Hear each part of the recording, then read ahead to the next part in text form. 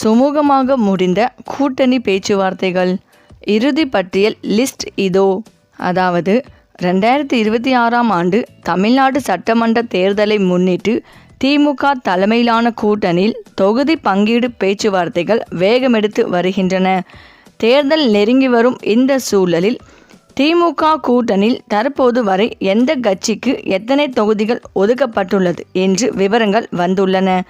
அதாவது 2026 சட்டமன்ற தேர்தலை முன்னிட்டு திமுக கூட்டணியை இறுதி செய்யும் முனைப்பில் இருக்கிறது. ஏற்கனவே காங்கிரஸ், மதிமுக உள்ளிட்ட கட்சிகளுடன் தொகுதி பங்கீடு இறுதி செய்யப்பட்டுவிட்டது. மேலும் முஸ்லிம் லீக், மனிதநேய மக்கள் கட்சி உள்ளிட்ட கட்சிகளும் தொகுதி பங்கீட்டுக்கு ஒப்புதல் அளித்துள்ளனர். இந்த நிலையில் தேமுதிகவை காரணம் காட்டி கம்யூனிஸ்டுகள் போர்க்கொடி தூக்கியதால் திமுக கூட்டணியில் உள்ள இந்திய கம்யூனிஸ்ட் மற்றும் மார்க்சிஸ்ட் கம்யூனிஸ்ட் கட்சிகளும் தொகுதி பங்கீடு தொடர்பான பேச்சுவார்த்தைகள் முடிவுக்கு வராமல் இழுபறியாக நீடித்தது.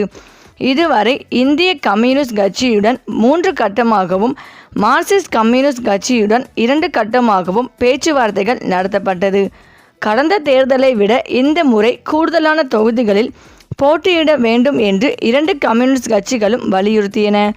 ஆனால் திமுக தரப்பில் கூட்டணியில் புதிய கட்சிகள் இணைந்திருப்பதால் தொகுதிகளை குறைத்து கொள்ள வேண்டும் என்று கூறியதால்தான் தாமதம் ஏற்பட்டது. திமுக தலைமையிலான கூட்டணியில் காங்கிரஸ், மதிமுக, இந்திய கம்யூனிஸ்ட், மார்க்சிஸ்ட் கம்யூனிஸ்ட், விடுதலை சிறுத்தைகள், இந்திய யூனியன் முஸ்லீம் லீக், கொங்கு நாடு மக்கள் தேசிய கட்சி, மனிதநேய மக்கள் கட்சி, அகில இந்திய பார்வர்டு பிளாக், தமிழக வாழ்வுரிமை கட்சி, மக்கள் விடுதலை கட்சி, ஆதி தமிழர் பேரவை, மக்கள் நீதி மய்யம், தேமுதிக, SDPI, மனிதநேய ஜனநாயக கட்சி, முக்குளத்தோர் புலிப்படை, கொங்கு இளைஞர் பேரவை, திராவிட வெற்றி கழகம், புதிய திராவிட கழகம், கிறிஸ்தவ நல்லெண்ண இயக்கம் ஆகியவை உள்ளன. தொகுதி பங்கீடு தொடர்பாக காங்கிரஸ், மதிமுக, CBI ஆகிய கட்சிகள் போர்க்கொடி தூக்கிய நிலையில் ஒரு வழியாக பேச்சுவார்த்தைகள் மூலம் தொகுதி பங்கீட்டை முடித்திருக்கிறது திமுக. திமுகவின் அளித்த தகவலின்படி கூட்டணியில் மிகப்பெரிய கூட்டணி கட்சியாக உள்ள காங்கிரஸ் கட்சிக்கு 28 தொகுதிகள் ஒதுக்கப்பட்டுள்ளன. கடந்த தேர்தல்களுடன் ஒப்பிடுகையில் இது அதிகம் என்பது குறிப்பிடத்தக்கது. அதேபோல் இந்திய கம்யூனிஸ்ட் கட்சிக்கு 5 தொகுதிகள் வழங்கப்பட்டுள்ளன. மார்க்சிஸ்ட் கம்யூனிஸ்ட் கட்சிக்கு இதற்கு இணையான அளவில் தொகுதிகள் வழங்கப்படலாம் என எதிர்பார்ப்பு நிலவுகிறது. மதிமுகவுக்கு 4 தொகுதிகள் ஒதுக்கப்பட்டுள்ளன. இதில் 3இல் உதயசூரியன் சின்னத்திலும் 1இல் தனிச்சின்னத்திலும் மதிமுக நிற்கிறது. இந்திய யூனியன் முஸ்லீம் லீக்கிற்கு 2 தொகுதிகள் ஒதுக்கப்பட்டுள்ளன. அதேபோல் மனிதநேய மக்கள் கட்சிக்கும் 2 தொகுதிகள் வழங்கப்பட்டுள்ளன. கொங்கு நாடு மக்கள் தேசிய கட்சிக்கும் 2 தொகுதிகள் ஒதுக்கப்பட்டுள்ளதாக கூறப்படுகிறது. இவை திமுக சின்னத்திலே நிற்க உள்ளன. இன்னும் VCK, தேமுதிக, தவாக, மநீம உள்ளிட்ட கட்சிகளுக்கு தொகுதி ஒதுக்கீடு செய்ய வேண்டியுள்ளது. விடுதலை சிறுத்தைகள் கட்சி கடந்த தேர்தலில் வெற்ற வாக்குகள் வெற்றி அடிப்படையில் சில தொகுதிகளை பெறும் நிலையில் இருப்பதாக தகவல்கள் தெரிவிக்கின்றன.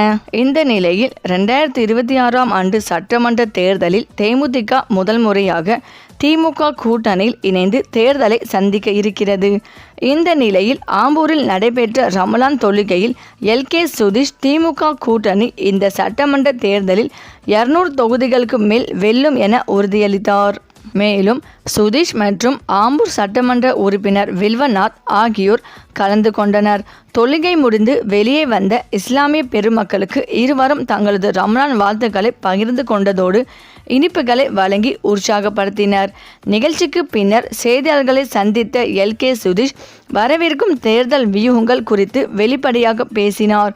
திமுக கூட்டணியில் தேமுதிக இணைந்திருப்பது கூட்டணிக்கு மிகப்பெரிய பலத்தை சேர்த்துள்ளதாகவும் குறிப்பிட்ட அவர், இந்த மெகா கூட்டணி வரும் தேர்தலில் 200க்கும் மேற்பட்ட தொகுதிகளில் இமாலய வெற்றி பெற்று ஆட்சியை தக்கவைக்கும் என்று நம்பிக்கை தெரிவித்தார். தொகுதி பங்கீடு குறித்து பேச்சுவார்த்தைகள் இன்னும் இறுதி செய்யப்படவில்லை என்றும், எண்ணிக்கை முடிவானதும் பொதுச் செயலாளர் பிரேமலதா விஜயகாந்த் வேட்பாளர் பட்டியலை அதிகாரப்பூர்வமாக அறிவிப்பார் என்றும் அவர் விளக்கமளித்தார். மேலும் அதிமுக குறித்து சுதீஷ் முன்வைத்த விமர்சனம் அரசியல் வட்டாரத்தில் பெரும் பரபரப்பை ஏற்படுத்தியுள்ளது.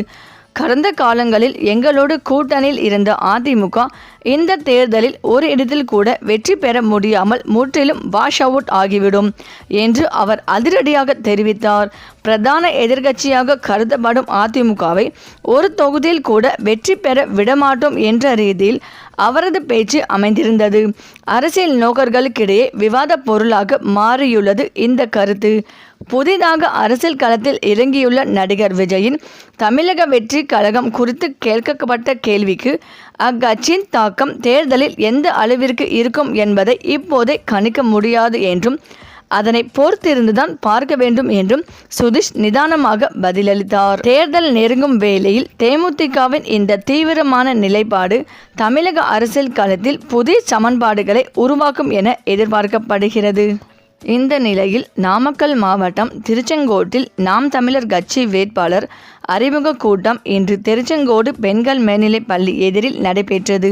இந்த கூட்டத்தில் திருச்செங்கோடு சட்டமன்ற தொகுதி வேட்பாளர் ரேவதியை ஆதரித்து சாட்டை துரைமுருகன் பிரச்சாரம் செய்தார்.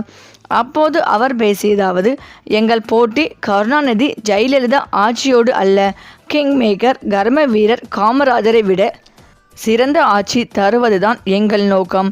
பெரும் அரசியல் கட்சிகளால் ஒதுக்கப்பட்டுள்ள பல்வேறு சிறு சமுதாயங்களுக்கும் நாம் தமிழர் கட்சியின் வேட்பாளர்களாக சீட் கொடுக்கப்பட்டுள்ளது. அதேபோல் சரிக்கு சரி ஆணுக்கு பெண் சமம் என்பதற்கு 114 ஆண்கள் 117 பெண்கள் என தமிழகத்திலும் 15 பெண்கள் 15 ஆண்கள் என பாண்டிச்சேரியிலும் நாம் தமிழர் கட்சி சீட் கொடுத்துள்ளது.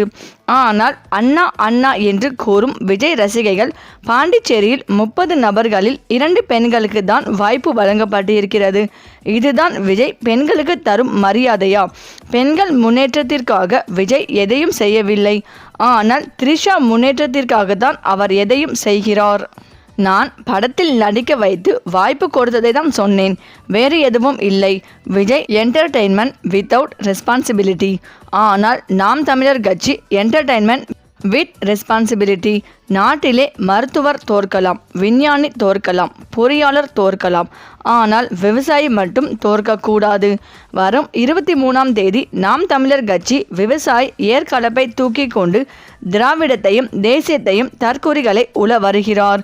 அன்று நீங்கள் செலுத்தும் வாக்கு வாக்கல்ல, வாழ்க்கை என்ற எண்ணத்தில் ஓட்டு போடுங்கள் என சாட்டை துறைமுகம் பேசி முடித்தார். இந்த கூட்டத்தில் திருச்செங்கோடு தொகுதி வேட்பாளர் ரேவதி, குமாரபாளையம் தொகுதி வேட்பாளர் சங்ககிரி, தொகுதி வேட்பாளர் பரமத்தி, வேலூர் தொகுதி வேட்பாளர், கரூர் தொகுதி வேட்பாளர் ஆகிய 4 பேரை அறிமுகம் செய்து வைத்து அவர்களுக்கு விவசாய சின்னத்தில் வாக்களிக்க வேண்டும் என்று கேட்டுக்கொண்டார். இந்த நிகழ்ச்சியில் கட்சியின் பேச்சாளர் உமாயூன் உள்பட பலர் கலந்து கொண்டனர். சரி, இந்த வீடியோ பற்றிய உங்கள் கருத்துக்களை கமெண்ட்ல சொல்லுங்க. மேலும் இந்த வீடியோ உங்களுக்கு பிடித்திருந்தால் லைக் பண்ணுங்க, ஷேர் பண்ணுங்க, மறக்காம நம்ம சேனலை சப்ஸ்கிரைப் பண்ணிக்கோங்க. தேங்க்ஸ் ஃபார் வாட்சிங்.